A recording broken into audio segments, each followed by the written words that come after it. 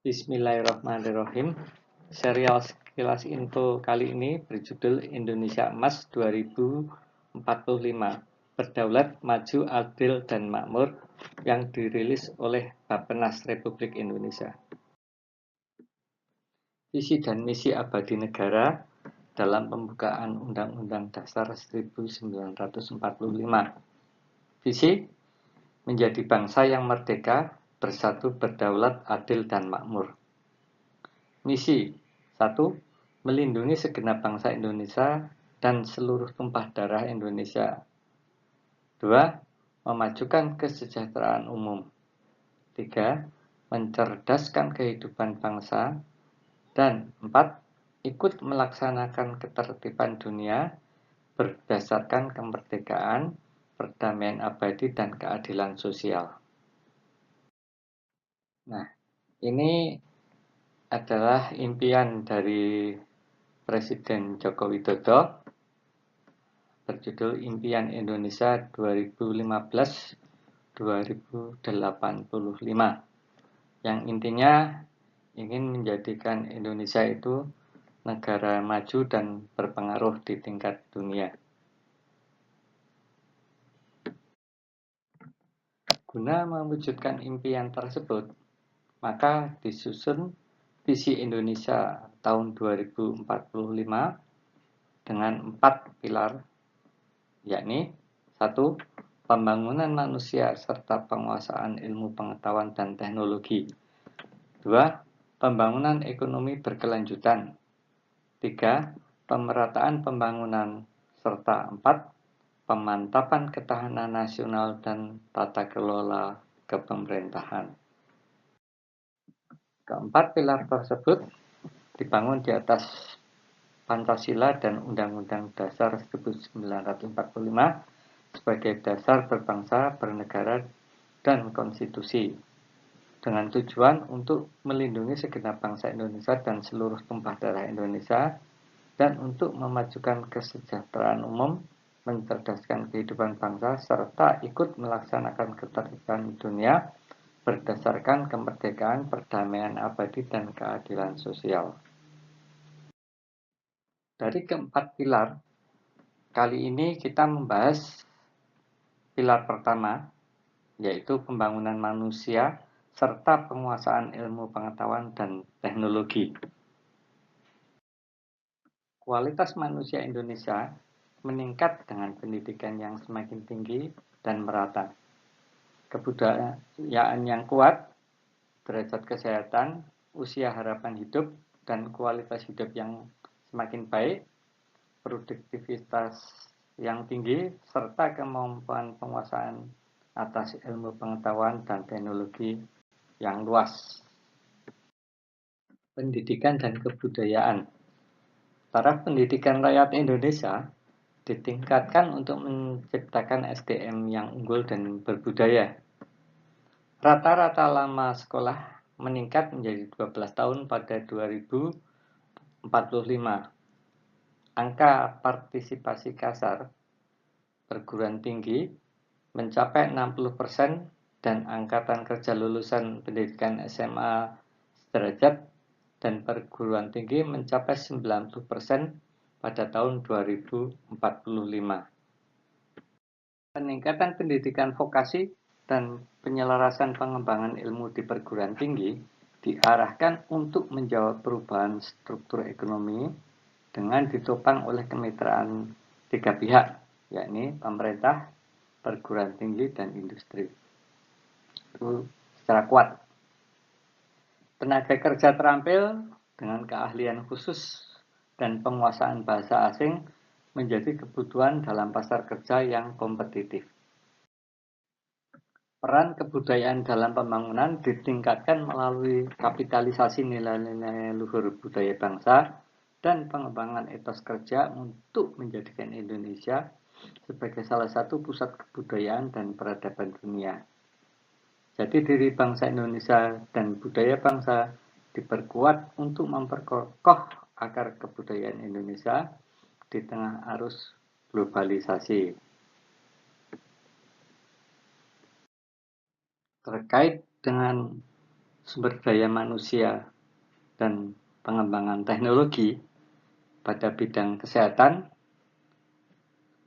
meliputi penguasaan teknologi kesehatan, pemahaman perilaku hidup sehat, pencegahan dan pengendalian penyakit yang responsif, fasilitas dan jaminan kesehatan nasional tertata dan berkelanjutan.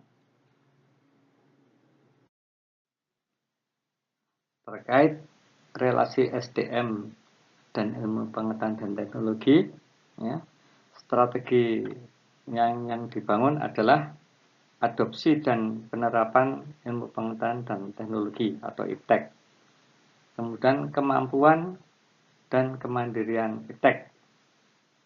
Selanjutnya adalah pengembangan dana inovasi, ya, serta kerjasama perguruan tinggi, swasta, dan pemerintah.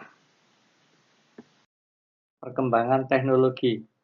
Teknologi berkembang semakin cepat dan membawa perubahan pada semua bidang pembangunan dan kehidupan masyarakat. Di samping meningkatkan efisiensi dan kesempatan baru, kemajuan teknologi berdampak pada kebutuhan tenaga kerja. Pekerjaan yang sifatnya rutin, manual, dan kognitif akan berkurang. Indonesia memanfaatkan kemajuan teknologi bagi pembangunan dengan meminimalkan disrupsi.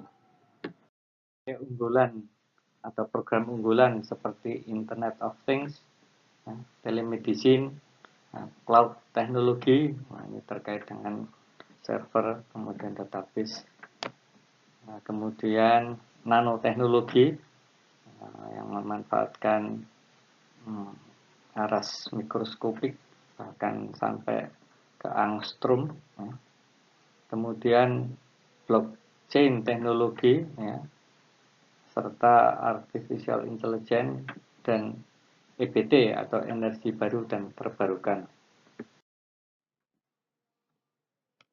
Terkait dengan sumber daya manusia dan pengembangan teknologi, ini untuk aspek ketenagakerjaan bisa dilihat di bagian yang bawah, tahun 2016 hingga 2025, reformasi menuju pasar tenaga kerja yang fleksibel dan adaptif. Peningkatan kualitas pendidikan dan pelatihan tenaga kerja melalui penguatan relevansi dengan kebutuhan industri. Untuk tahun 2026 hingga 2035, penguatan transisi lapangan kerja dan pelatihan berbasis kompetensi. Penguatan relevansi terutama di bidang keteknikan dan teknologi informasi. Untuk tahun 2036 hingga 2045, pemantapan sistem pelatihan dan sertifikasi di seluruh sektor ekonomi serta transisi lapangan kerja. Perluasan cakupan SJSN, Sistem Jaminan Sosial Nasional, ketenagakerjaan secara universal.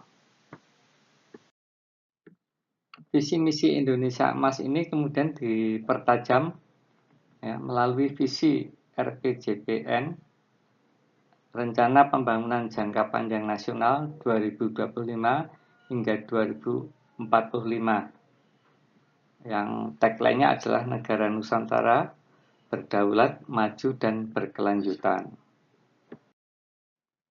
Catatan kritis ya. Indonesia itu dikenal baik sebagai pembuat peraturan, ya, mulai dari peraturan level nasional hingga level daerah. Ya. Namun yang menjadi persoalan adalah peraturan yang kemudian dirinci dengan berbagai program-program yang sangat bagus dan ideal ini, itu seringkali kemudian tidak bisa berjalan dengan baik. Karena ada kemungkinan satu, bahwa setiap program itu selayaknya ada evaluasi gitu.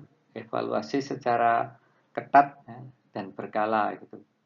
Sehingga dari waktu ke waktu dari katakanlah semester atau 2 semester atau kemudian tahunan itu pemantauannya itu pemantauan dari programnya itu harus ketat gitu. Kalaupun kemudian ada kekurangan, nah itu bisa diperbaiki di periode pemantauan berikutnya gitu. Nah, sehingga itu bisa berjalan dengan sesuai dengan target atau program yang sudah direncanakan. Sesuai dengan fungsi-fungsi manajemen seperti perencanaan, kemudian pengarahan, kemudian pengorganisasian, kemudian pelaksanaan dan evaluasi, ya, itu harus dilaksanakan secara disiplin gitu, ya, agar program jangka panjang ini ya hingga 2045 itu secara bertahap itu bisa dicapai gitu, sehingga secara total kemudian akan menjadikan bangsa Indonesia menjadi bangsa yang unggul ya, di kancah dunia, ya, insya Allah. Sekian paparan ringkas mengenai Indonesia Emas 2045, khususnya aspek sumber daya manusia dan pengembangan teknologi. Kami ucapkan kepada Bappenas atas referensinya.